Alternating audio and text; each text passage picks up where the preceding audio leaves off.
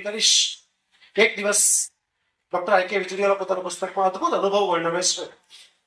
એક દિવસ ટ્રેનની અંદર એક કાકા ચડ્યા, એની પાછળ ટીસી ચડ્યા. ટીસીના પગમાં કંઈક લાગ્યું અને જોયું તો એક બહુ જૂનું વોલેટ પાકીટ હતું. રવિવારનો દિવસ હતો, 30-40 જ પેસેન્જર હતા. એટલે પેલા ટીસીએ હાથ ઊંચો કરીને કહ્યું કે આ વોલેટ કોનું છે? પેલા કાકાએ કહ્યું કે હા, આ તો મારું જ વોલેટ છે. એટલે પેલા ટીસીએ પૂછ્યું કે નિશાની આપો. તો કે ભગવાન કૃષ્ણનો ફોટો છે અને 500ની નોટ છે. તો પેલા ટીસી એમ કહ્યું કે ભલા મળે, ભગવાનનો કૃષ્ણનો ફોટો તો ભારતમાં હોય ને હોય જ, અને 500 નોટ તો સામાન્ય છે, પણ બીજી કોઈ નિશાની આપો. એટલે એને કહ્યું કે આ એક લેન્ડલાઇન નંબર અંદર ચિઠ્ઠી પડી, જો તું વાંચ. એટલે પેલા કાકા લેન્ડલાઇન નંબર મોઢે બોલી ગયા, ચેક કર્યો તો ખરેખર એ બરાબર. તો પેલા ટીસી વોલેટ આપતા આપતા એક વાક્ય બોલ્યો કે કાકા, તમે કોઈ એવી નિશાની રાખી તમારો ફોટો રાખ્યો હોત તો? ત્યારે કાકા એક અદભુત વાક્ય કહ્યું કે તારે વાત સાંભળવી છે? તો કે હા. એટલે પેલા 30-40 પેસેન્જર બી વીંટળાઈ ગયા, કાકાને વચ્ચે બેસાડ્યા અને કાકાએ બહુ અદભુત વાત કરી કે હું નાનો હતો ને ત્યારે મારી બર્થડે ઉપર મારા પિતાએ મને વોલેટ ગિફ્ટ કરેલું, અને મારા નાનપણ મારા માતા પિતા મારા માટે ભગવાન હતા. એટલે મેં મારા મમ્મીનો અને માતાના પિતાનો ફોટો મૂક્યો હતો.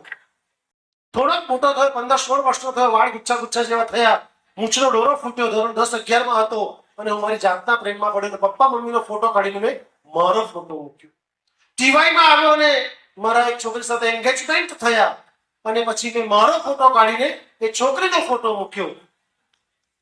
લગ્ન થયા અમારા, અને સરસ ગુલાબના ગોટા જેવું બાળક અવતર્યું. એટલે પેલી પત્નીનો ફોટો કાઢીને વસંતભાઈ પેલા ગુલાબના ગોટા જેવા બાળકનો ફોટો મૂક્યો. અને આટલું બોલતા કાકા અતિથમાં સરી ગયા. એટલે પેલા કહ્યું કાકા, તો કે હા મારે કેવું જોઈએ. એકચ્યુઅલી જેના ફોટા મૂક્યા ને બધા મને છોડીને ચાલ્યા. મારા માતા પિતાને સ્વર્ગે સિધાવીને ઘણા બધા વર્ષ થયા. મારી પત્ની ગયા વર્ષે જ કેન્સરને કારણે મૃત્યુ પામી. મારો એકનો એક લાડકનો દીકરો, જે એકનો એક દીકરો હતો, એ અલગ રહેવા જતો રહ્યો. આજે મારું કહી શકાય કે એવું કોઈ નથી, મારો કૃષ્ણ મારી સાથે છે. જો મને પહેલા